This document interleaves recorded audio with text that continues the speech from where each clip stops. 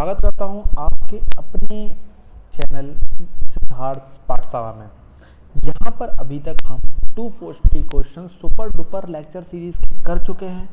बचे हुए 160 क्वेश्चन हमें और करना है, तो आपको बने रहना है, जुड़े रहना है, देखते रहना है। अगर आपको यूपीपीएससी में जीके में कंप्लीट मार्क्स लाने हैं तो चलिए 241 क्वेश्चन की तरफ हम आगे बढ़ते हैं। चलिए, 1857 के प्रथम स्वतंत्रता आंदोलन में निम्न में से कौन संबंधित नहीं था? तो इन तीनों में, जिसमें बेगम हजरत महल, कुंवर सिंह, उधम सिंह और मौलवी अहमदुल्ला, ठीक है, इन तीनों में से कौन सा सुमेलित नहीं था? तो उधम सिंह जी हमारे सुमेलित नहीं थे। जौनपुर नगर किसकी स्मृति में स्थापित किया गया था? तो किसकी स्मृति में जौनपुर नगर को बसाया गया था?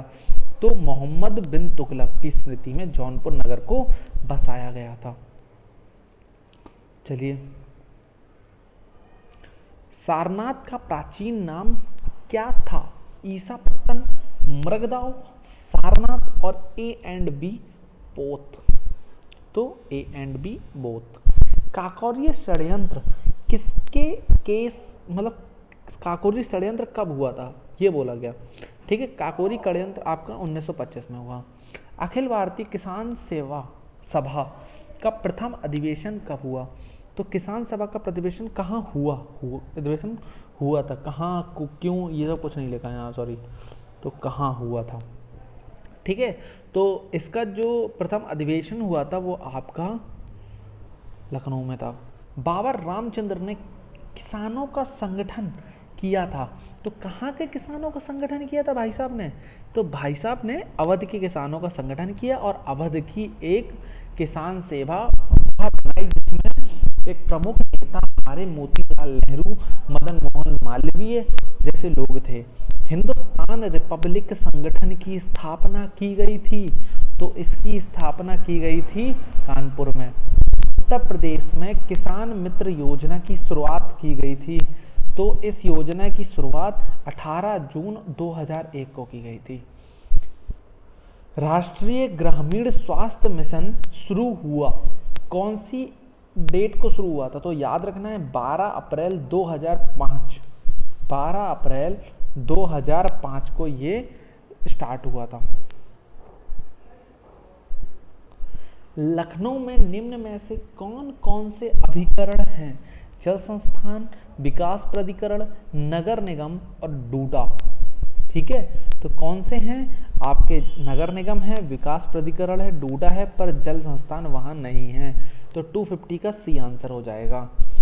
स्वाधार योजना संबंधित है, तो आपको पता होना चाहिए स्वाधार योजना जो हमारे यहाँ की करेजियस वुमेन्स हैं उनके लिए है, या कहा जाए है ना संघर्षपूर्ण महिलाओं के सहायता के लिए है। तो कहाँ लिखा है? बी।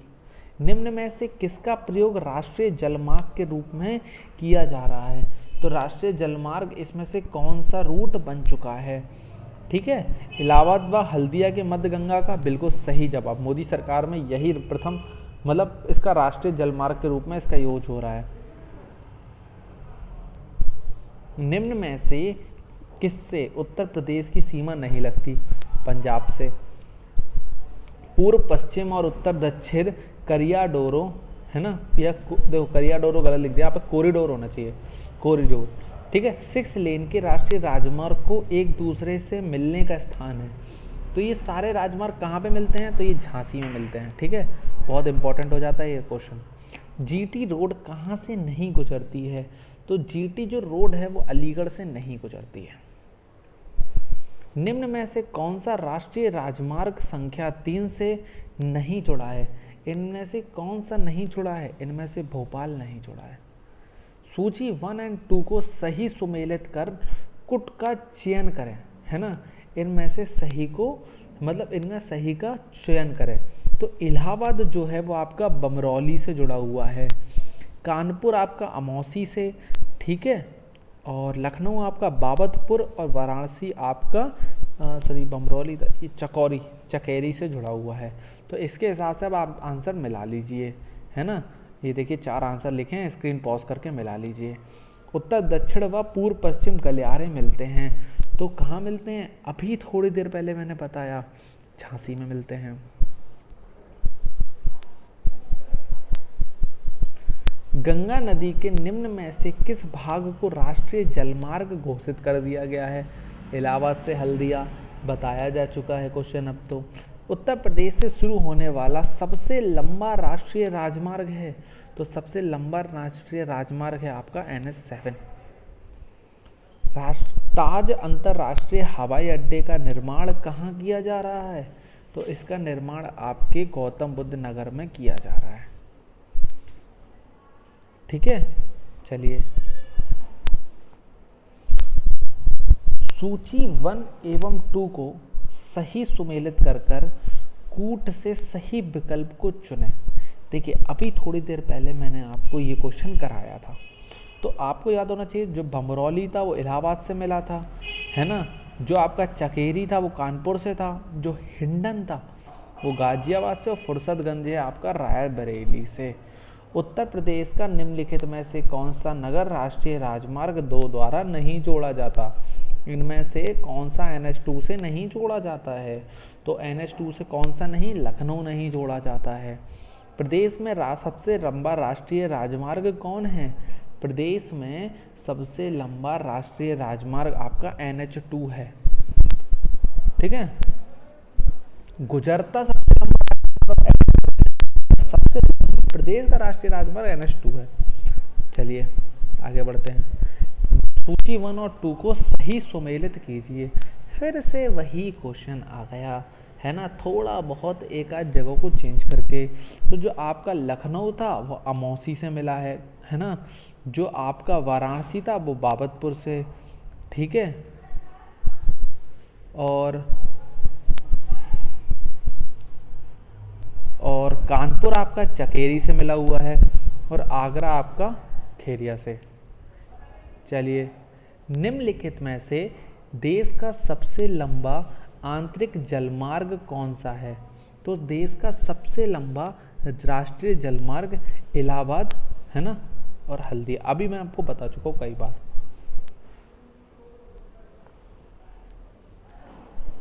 यमुना एक्सप्रेस वे किनके बीच है? तो जो यमुना एक्सप्रेस वे है वो आपके आगरा और ग्रेटर नोएडा के बीच है। प्रदेश के किस भाग में नलकूपों से सर्वाधिक सिंचाई होती है? तो नलकूपों से सर्वाधिक सिंचाई पश्चिमी विभाग में होती है। चलिए निम्न में से कौन सी नदी उत्तर प्रदेश में नहीं बहती है? तो उत्तर प्रदेश में कौन सी नहीं बहती है? तो आपकी झेलम नदी नहीं बहती है। सूची 1 को सूची 2 से सुमेलित कीजिए तथा सही कूट का चयन करें। चलिए देखिए ये 4 ऑप्शन है, 4 तो आपको डायरेक्टली याद होना चाहिए कि अयोध्या किससे मिली हुई है? सरयू से मिली हुई है। मथुरा किससे है? यमुना से है, ठीक है। तो और आपके चित्रकूट है मंदाकिनी से, और जौनपुर है गोमती से, ठीक है। लखनऊ भी गोमती से ही है। तो ऑप्शन भारत के किस राज्य में सर्वाधिक सिंचाई नलकूपों से होती है? तो अब देखो उत्तर प्रदेश का क्वेश्चन है, तो आंसर इसका उत्तर प्रदेश ही है, उत्तर प्रदेश ही है, ठीक है। चलिए देश में किन 2 राज्यों के बीच 2 नदियों को जोड़ने संबंधी समझौते पर हस्ताक्षर किया गया है? किन 2 प्रदेशों को किन 2 नदियों से जोड़ने पर हस्ताक्षर किया है ना। तो चलिए हम देखते हैं कौन कौन से ऑप्शन दिए हुए हैं। पंजाब राजस्थान ब्यास बनास नहीं। उत्तर प्रदेश मध्य प्रदेश केन बेतवा बिल्कुल सही जवाब है बी, ठीक है। निम्न में से कौन सी नहर उत्तर प्रदेश में अधिकतम क्षेत्रफल की सिंचाई करती है? तो इनमें से कौन सी सिंचाई करती है? शारदा नहर। निम्न नगरों में से कौन गंगा के दाहिने किनारे पर नहीं है? निम्न नगरों में से कौन सा गंगा के दाहिने किनारे पर नहीं है? तो आपके वाराणसी है। उत्तर प्रदेश एवं मध्य प्रदेश राज्यों की संयुक्त राजघाट नदी घाटी परियोजना स्थापित की गई है। तो ये राजघाट नदी घाटी परियोजना है ना, कहाँ स्थापित की गई है, किस नदी पर स्थापित की गई है, तो आपको ये पता होना चाहिए, ये की गई है बेतवा नदी पर। ठीक है, इसी के आगे बना हुआ है आपका माता टीला बांध, जो उत्तर प्रदेश में आता है। ये दोनों बॉर्डर के बीच में बना हुआ है। उत्तर प्रदेश में सिंचाई के मुख्य साधन हैं, तो इनमें से उसको सही क्रम में लगाना है, नहरें, नलकूप, तालाब और अन्य साधन। आई एम सॉरी दोस्तों, ठीक है। चलिए, तो सही क्रम में लगा देते हैं हम, है ना। तो सही क्रम क्या होना चाहिए इसके हिसाब से, सबसे ज्यादा होता है नलकूप, फिर होती हैं नहरें, फिर होती हैं तालाब और फिर होते हैं अन्य साधन। ठीक है दोस्तों, उत्तर प्रदेश की निम्न नदियों में से किनके उद्गम स्थल हिमालय नहीं है, मतलब उनका उदय हिमालय से नहीं होता है। तो इनमें से कौन सी नदी का नहीं होता है दोस्तों, आपके गोमती का और बेतवा का। गोविंद बल्लभ पंत सागर अवस्थित है, तो ये कहाँ पर अवस्थित है, तो आपको ये पता होना चाहिए, सोनभद्र में अवस्थित है। माता टीला बांध किस राज्य में स्थित है, तो ये उत्तर प्रदेश में स्थित है। ठीक है। अर्जुन बांध नहर से लाभान्वित जिला है, तो कौन सा जिला अर्जुन बांध नहर से लाभान्वित है। ठीक है, तो कौन सा जिला है, हमीरपुर। रानी लक्ष्मीबाई बांध अवस्थित है, तो इनमें से रानी लक्ष्मीबाई बांध कहाँ पर अवस्थित है, तो आपके बेतवा नदी पर। ठीक है। उत्तर प्रदेश में आलू का अनुसंधान केंद्र किस जिले में स्थित है, तो इनमें से किस जिले में स्थित है, तो आपके मेरठ में स्थित है। निम्नलिखित में से कौन उत्तर प्रदेश की पेयजल परियोजना है, तो इनमें से कौन उत्तर प्रदेश की पेयजल परियोजना है, तो आपके गोकुल बैराज परियोजना। केंद्र द्वारा किस नदी को राष्ट्रीय नदी घोषित किया गया है, तो केंद्र द्वारा आपके गंगा को राष्ट्रीय नदी घोषित किया गया है। गत 25 वर्षों में नलकूप द्वारा सिंचाई का सर्वाधिक शानदार विकास हुआ है। ठीक है, तो शानदार विकास कहाँ हुआ है, आपके सरयू पार के मैदानों में। माता टीला परियोजना है आपके बेतवा नदी पर, है ना। इनमें से सही को चुने। देखिए, आपको पता है कि देवप्रयाग, रुद्रप्रयाग, है ना, हरिद्वार, है ना, ये सब जो चीज जगह हैं, यहाँ पर किसी न किसी नदी का संगम है। तो आपको ये जानना है कि इनमें से कहाँ किस किस नदी का सही संगम है। तो देवप्रयाग में अलकनंदा और भागीरथी मिलती हैं, रुद्रप्रयाग में अलकनंदा और मंदाकिनी मिलती हैं। अलकनंदा बद्रीनाथ से बहती है, ठीक है। वो केदारनाथ आदि शंकराचार्य द्वारा स्थापित किया गया सबसे बड़ा पीठ है। ये गलत जवाब है, सबसे बड़ा पीठ अलग केदारनाथ नहीं है। निम्न में से कौन सा युग्म सुमेलित नहीं है, मतलब इनमें से कौन सा युग्म सही सुमेलित नहीं है, तो आपके बिठूर को गंगा से, गोरखपुर को राप्ती से, जौनपुर को सही गलत है, गोमती है, कौशाम्बी को यमुना से, तो सी आंसर हो गया। राजघाट बांध नहर परियोजना उत्तर प्रदेश, तो ये मैं आपको बता चुका हूँ, सेम क्वेश्चन रिपीट हुआ है। राजघाट आए तो बेतवा पर मार देना। हथनी कुंड बैराज नया ताजेवाल वाला बैराज जो कि यमुना नदी पर बनाया गया है, कितने राज्यों की संयुक्त परियोजना है, तो नया ताजे वाला बैराज कितने नदियों की संयुक्त परियोजना है, तो आपके 5। फुलहर झील भारत के किस राज्य में स्थित है, तो फुलहर झील भारत के, है ना, उत्तर प्रदेश राज्य में स्थित है। पारीछा बांध किस नदी पर बना हुआ है, तो जो आपका पारीछा बांध है वो बेतवा नदी पर बना है। ये परीक्षा नदी कहते हैं, नाम बदल जाता है लेकिन वो है बेतवा ही। ठीक है। 110 मीटर ऊंचा बिहार जलप्रपात प्रदेश की किस नदी पर है ना, तो इनमें से कौन सी नदी पर है, टोंस नदी पर है। उत्तर प्रदेश में सर्वाधिक ऊंचा बांध कौन सा है, तो उत्तर प्रदेश में सर्वाधिक ऊंचा बांध रामगंगा बांध है। निम्न में से किस नदी का तटवर्ती क्षेत्र अवनालिका क्षरण के लिए प्रसिद्ध है, तो आपका चंबल का। प्रदेश के किस भाग में नहरों से सर्वाधिक सिंचाई होती है? तो प्रदेश के मतलब किस भाग से नहरों की सर्वाधिक सिंचाई होती है ना? तो आपका आंसर है पश्चिमी भाग। कहाँ पर नहरों से ज़्यादा सिंचाई होती है? रेणुकूट में हिंडाल्कों की स्थिति का प्रमुख कारण है इसकी निकटता सस्ते श्रम से, कच्चे माल से, बाजार से एवं शक्ति स्रोत से, है ना? तो इसका आंसर है आपका कच्चे माल से। गैसोहॉल की पायलट परियोजना शुरू की गई है। तो गैसोहॉल की पायलट परियोजना आपकी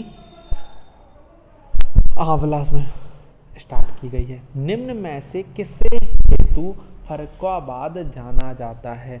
तो आपका जो फर्रुखाबाद है ना, जो आपका फर्रुखाबाद है वो एक्चुअली आपके छपाई फर्मा उद्योग की वजह से जाना जाता है। तो मैं ये कह रहा हूँ कि मैं अभी तक आपको 299 क्वेश्चन तक करा चुका हूँ। मतलब यहाँ पर मैंने अभी आपको, जैसे कि मैं आपको हर लेक्चर में 80 कराते हैं, पर मैंने यहाँ पे सिर्फ 59 क्वेश्चन कराए हैं। तो बचे हुए लेक्चर में आपको मैं पूरे के पूरे 100 क्वेश्चंस को कंप्लीट करा दूंगा, है ना? वैसे क्वेश्चन 400 नहीं, एक्चुअली 396 ही हैं, है ना? तो 396 क्वेश्चन बचे हुए जितने भी क्वेश्चन हैं, मतलब 397 क्वेश्चन हैं, उनको मैं अगले लेक्चर में करा दूंगा। ठीक है दोस्तों? तो अगर आपको ये लेक्चर पसंद आया हो तो लाइक शेयर सब्सक्राइब अपना मारे बिना मत जाइएगा। इंस्टा और अनअकैडमी पर मुझे फॉलो कर लीजिएगा। और एक और इम्पोर्टेंट बात, पढ़ते रहिए, जुड़े रहिए। गूगल ड्राइव से इसकी PDF भी डाउनलोड कर लीजिए, उसका प्रिंट आउट निकाल कर घर में भी इसे सॉल्व करते रहिए। ठीक है दोस्तों, थैंक यू वेरी मच, है ना? कोई बुक्स खरीदने की जरूरत नहीं है फालतू की, जीके की। ठीक है दोस्तों, थैंक यू वेरी मच। बने रहिए, जुड़े रहिए, देखते रहिए। Bye bye. आपका अपना चैनल सिद्धार्थ पाठशाला।